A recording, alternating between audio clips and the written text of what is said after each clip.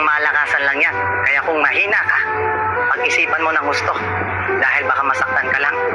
Pero sa LDR mo matututunan yung mataas na antas ng pangunawa at pag-intindi sa isa't isa na hindi kayo magkasama. Yung iibig ka na lang, dun pa talaga sa malayo at pinakamahirap pa.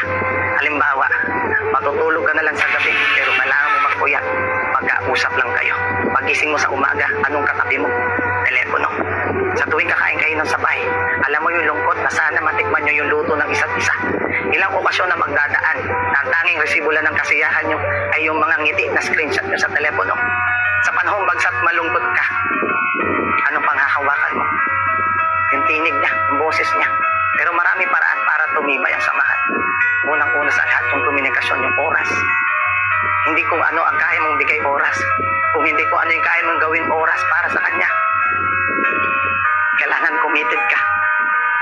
Dahil marami pagsubok na daraan sa inyo na kahit na magkagulo-gulo siya pa rin yung pipiliin mo.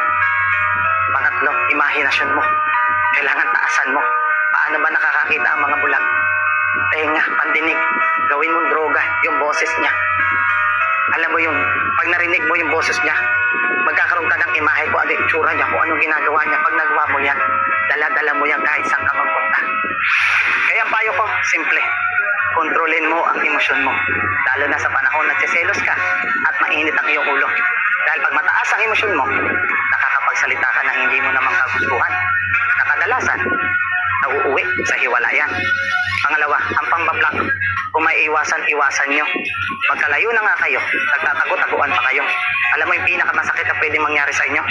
Yung may mangyaring masama sa isa sa inyo na hindi mo man lang namamalayan. Pangatlo, matutong makontento kung ano man ang meron kayo sa kasalukuyan. Dahil darating ka ng araw na magkakasama kayo.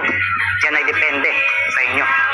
Lagi mo lang tatandaan na iba ang nakikita ng mata sa nararamdaman mong saya sa puso mo sa tuwing kausap mo siya.